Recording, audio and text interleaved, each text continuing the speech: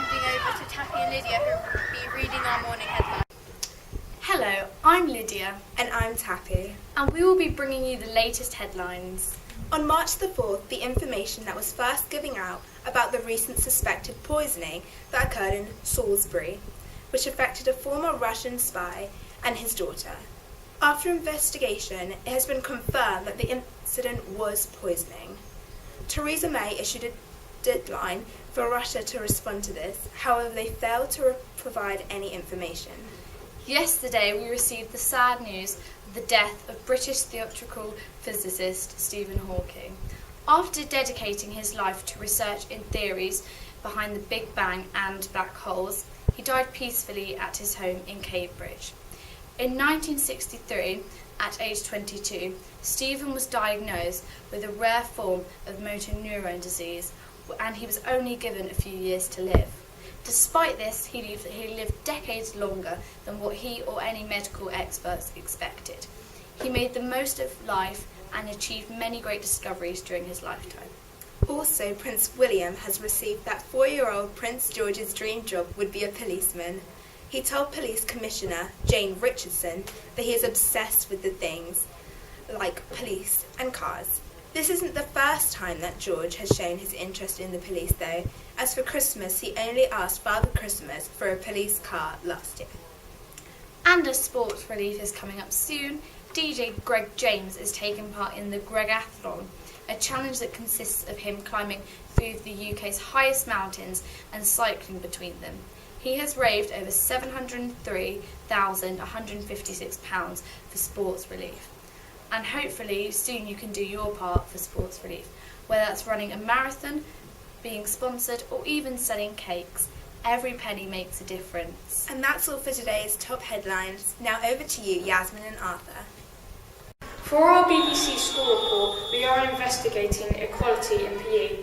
I'm here with Mr. Drummond. What is your opinion on equality in PE?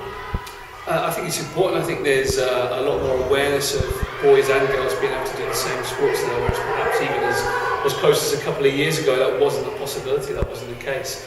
And I think it's important that boys and girls have the same opportunity to take part in the same sports. Yeah. What do you think could be improved in PE for equality? Well, I think if we go back to boys and girls having the same opportunity, part of that is that being able to access the same curriculum, so the boys being able to access the same sports as the girls, and the girls being able to access the same sports as the boys, rather than following gender-typical sports, so girls doing netball, hockey, and boys doing football and rugby. About having mixed groups and about being able to play together within those sports, particularly in the lower years in secondary school. Okay.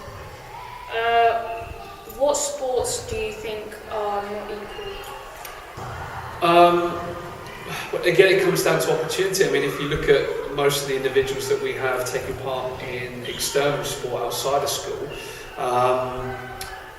again, there's a bit of a gender stereotype there, where you'll find that girls tend to take part in netball or dance or sports like that, whereas the boys might be more inclined to be involved in the football and the rugby. I think that boils down to access of clubs and opportunities outside of school, so the girls might not have the opportunity to go and join a wealth of girls' football teams, and I know that's improving. But likewise, the boys perhaps won't have the opportunity to go and take part in girls' netball. So in there's a disparity in what people can and can't do, not just in school but outside of school. Thank you, Arthur, for that interview with Mr. Drummond. Now we're heading over to our last interview, where Yasmin will interview our head teacher, Mrs. Stevens, about what she thinks about gender equality in this. Regardless of gender. If you wanted to improve this further, is there anything else that you would suggest to make our school more equal?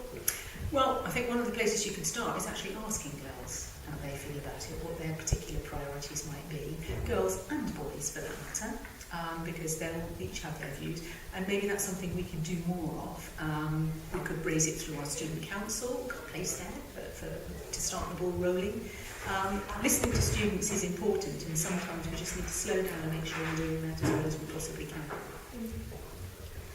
Would you ever consider giving girls the option for blazers or trousers, or are you a strong believer in skirts and jumpers?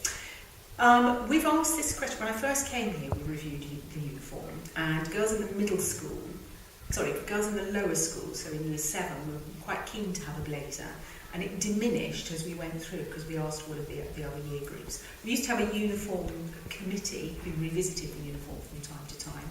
I don't have a problem with revisiting that and asking questions. I do have a problem with incurring lots of additional expense for parents, and blazers would do that. I've certainly worked in schools, unless you have a very strict code about the style of trousers, I suspect my choice of style of trousers might be rather different to what the girls would like to wear, and that could turn into a fairly interesting bone of contention. Thank you, Arthur and Yasmin, for those amazing interviews that we have had at Ranelagh School. Also, thank you to the head chef at Ranelagh, Mr. Drummond, Morgan and Mrs. Stevens for all signing up to those interviews. It's really interesting to see how you all feel on gender equality in our school.